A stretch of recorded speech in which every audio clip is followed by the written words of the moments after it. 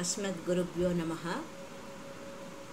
ప్రకృతిని కాపాడుకుందాం అనే శీర్షిక గురించి తెలుసుకుంటున్నాము. వాటిలో పర్యావరణ కాలుష్యం సంబంధించిన ఎన్నో అంశాలను తెలుసుకుంటూ ఉంటున్నాము. ధ్వని కాలుష్యము, తర్వాత వాతావరణంలో ఉష్ణోగ్రత ఎక్కువగా ఉండడము, తర్వాత ప్రజలు వాడే వస్తువుల వల్ల, వినియోగదారులు వస్తువుల వల్ల, ఉపయోగాల వల్ల, ఆహార పదార్థాల వలన, నీటి వలన ఇవన్నీ కాలుష్యం ఏర్పడుతుంది అని తెలుసుకున్నాము. ఇప్పుడు విద్యుత్తు ఉత్పాదనలో భాగంగా దాని వాడకం వల్ల కూడా వాతావరణంలోకి పెద్ద మొత్తంలో కాలుష్య కారకాలు, ఉష్ణశక్తి విడుదల అవుతున్నాయనే సంగతి తెలుస్తున్నది కదా. ఈ కోణం నుంచి చూసినప్పుడు ప్రస్తుతం మన భారతదేశం వల్ల భూమాతకు జరుగుతున్న నష్టము తక్కువ అని చెప్పడం సంతోషించదగ్గ విషయం. ఎందుకంటే ప్రస్తుతం ప్రపంచంలో తలసరి విద్యుత్ వినియోగము మనిషికి ఏడాదికి 2800 కిలోవాట్ అవర్ ఉంది. ఈ తలసరి వినియోగం అనేది అమెరికాలో అత్యధికంగా 11,000 కిలోవాట్స్ ఉంటే, మన పొరుగు దేశమైన చైనాలో అది 12,000 కిలోవాట్స్ ఉంది. ఇక మన దేశంలో అది కేవలం 700 కిలోవాట్ అవర్ మాత్రమే ఉంది.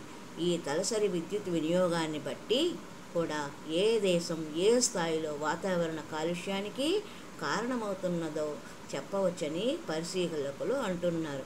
ప్రస్తుతం మన దేశంలో ఏడాదికి 1,35,000 మెగావాట్ల విద్యుత్తు ఉత్పత్తి అవుతుంది.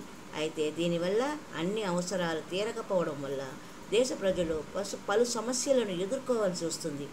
లభ్యమయ్యే విద్యుత్తును పొదుపుగా వాడుకోవడము, సౌరశక్తి, పవన శక్తి వంటి ప్రత్యామ్నాయ ఇంధన వనరులకు ప్రాధాన్యత ఇవ్వడం ద్వారా మనము విద్యుత్ శక్తిని ఎంతో సమర్థవంతంగా ఉపయోగించుకోవచ్చు. అదే సమయంలో మరో ప్రక్క విద్యుత్ వల్ల జనించే కాలుష్యం మోతాదును కూడా అదుపులో ఉంచుకోవచ్చు. గోబర్ గ్యాస్ అని, తర్వాత రాడార్లు ఉన్నాయి కదండి, గాలి మరల ద్వారా విద్యుత్తును ఉత్పాదన చేసుకోవడము, ఇక సౌరశక్తి సూర్యుని యొక్క కిరణాల ద్వారా విద్యుత్తును తయారు చేసుకునే పద్ధతిని మన భారతదేశంలో ప్రవేశపెట్టారు. వీటి ద్వారా మనము విద్యుత్ యొక్క ఉపయోగాన్ని ప్రకృతి పరంగా ఉపయోగించుకోవడం జరుగుతున్నది. వాతావరణాన్ని కొంతవరకు కాలుష్యాన్ని నివారించడానికి వీలవుతున్నది. మనము ఉన్న ప్రాంతంలో బల్లులు, పాములు, ఎలుకలు, పిచ్చుకలు, కాకులు, పావురాలు, రామచిలుకలు, సాలెపురుగులు, వానపాములు వంటివి ఒకప్పుడు బాగా ఉండేది.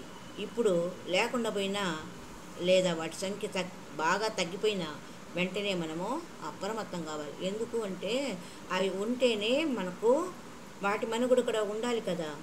ఈరోజు వాటికి వచ్చిన పరిస్థితే రేపు మనకు వస్తుంది అనడానికి ఇది సంకేతము అని పర్యావరణ శాస్త్రజ్ఞులు స్పష్టంగా చెబుతున్నారు. వానపాములు నేలలో ఎంత ఎక్కువగా ఉంటే ఆ భూమిలో పంటలు బాగా పండుతాయి. ఎలుకలు ఇవన్నీ ఉన్నాయి కదా, పక్షులు, ఇవన్నీ కీటకాలను, చీడపురుగులంతా తినేసి మనకు పంటలను బాగా పండేలకు తోడ్పడతాయి. కాబట్టి వాటినంతా మనము పెంచుకోవాలి. అంటే వాటి యొక్క మనుగడకు మనం సహాయపడాలి. గాలి, నేల, నీరు కలుషితమై అనేక జీవులు అంతరించిపోతుంటే వాటి ప్రభావం మనపైన మాత్రం పడదని అనుకోవడం అవివేకమే అవుతుంది. సాపేక్షంగా మనకన్నా చిన్న జీవులు లేదా కాలుష్యానికి మనకన్నా సున్నితంగా స్పందించే జీవులు వివిధ రకాల కాలుష్యానికి తొందరగా బలవుతాయి. ఈ విషయంలో ఈరోజు వాటి వంతు అయితే రేపు మన వంతు అవుతుంది. అంతేగాని కాలుష్యం మనల్ని ఏమి చేయదులే అనుకుంటే నిశ్చింతంగా కూర్చోవడానికి లేదు అని శాస్త్రజ్ఞులు స్పష్టంగా తేల్చి చెప్తున్నారు. ఇప్పటికైనా మన పరిసరాలను గమనించి వాతావరణం విషయంలో మన వంతు బాధ్యతను సక్రమంగా నిర్వర్తిస్తాం. ఆ బొద్దింకలు, బల్లులు అవన్నీ తిరుగుతున్నాయని ఘాటైన రసాయనాలను తీసుకొచ్చి ఇంటిలో స్ప్రే చేస్తారు. అలా చేయడం వలన అవి చావడమేమో కానీ ఆ ఘాటు వాసన మనం పీల్చడం వల్ల మనకు శ్వాసక్రియలో ఇబ్బందులు ఏర్పడే అవకాశాలు చాలా ఉన్నాయి.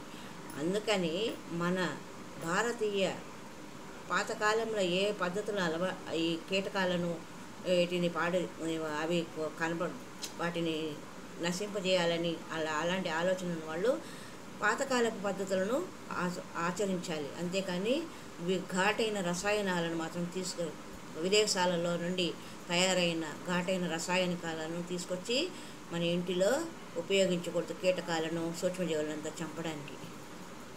అడవుల్లో జరిగే సినిమా షూటింగ్ల వల్ల అక్కడి మొక్కలకు, జంతువులకు అనేక రకాలంగా నష్టం జరుగుతుందని పర్యావరణవేత్తలు అంటున్నారు. సినిమాలు, టీవీ సీరియల్స్ తీసే వ్యక్తుల రాకపోకల వల్ల అనేక చెట్ల కొమ్మలు తెగిపడమే కాక చిరు మొక్కలు వందల సంఖ్యలో నాశనమవుతాయి. అలాగే ఫ్లడ్ లైట్లు వెదజల్లే తీవ్రమైన కాంతి, మనుషులు చేసే సందడి, పెట్టే కేకలు, ఇతర శబ్దాలు అనేక జీవులకు చాలా ఇబ్బందిని కలిగించడమే కాక కొన్నిటిని భయభ్రాంతులకు గురి చేస్తున్నాయి. మొత్తానికి సినిమా షూటింగ్లు అనేవి చెట్లతో సహా ఆ ప్రదేశంలోని వన్యప్రాణులన్నింటికీ ఏదో ఒక విధమైన నష్టాన్ని కలిగిస్తున్నాయి. ఈ నేపథ్యంలో మన రాష్ట్రంలోని నాగార్జునసాగర్, శ్రీశైలము టైగర్ రిజర్వ్లో సినిమా షూటింగ్లు నిషేధిస్తూ చీఫ్ వైల్డ్ లైఫ్ వార్డెన్ నిర్ణయం తీసుకున్నారు. ఇది నిజంగా ఆమోదించదగిన విషయము. అడవుల్ని అడవుల్లాగా బతకనివ్వడం వల్ల భూమాతకు మేలు జరుగుతుంది. భోగి మంటలను, ప్లాస్టిక్ కవర్లను, కప్పులను, బాటిళ్లను తగలబెట్టడం భోగి మంటల్లో వల్ల డయాక్టివ్లు, ఫ్యూరాన్లు గాలిలోనికి వెళ్ళి క్యాన్సర్ వ్యాధికి కారణాలవుతున్నాయి. భోగి మంటల్లో మంచి కట్టెలు, టైర్లను తగలబెట్టడం వల్ల కొత్త రోగాలు వ్యాప్తి చెందే అవకాశం ఉంది. ఇలా మన అనారోగ్యానికి, పర్యావరణ కాలుష్యానికి బాధ్యులు అవుతున్నాము అనే విషయము ఈ విషయాల వల్ల తెలుస్తుంది. హరి ఓం తత్సత్.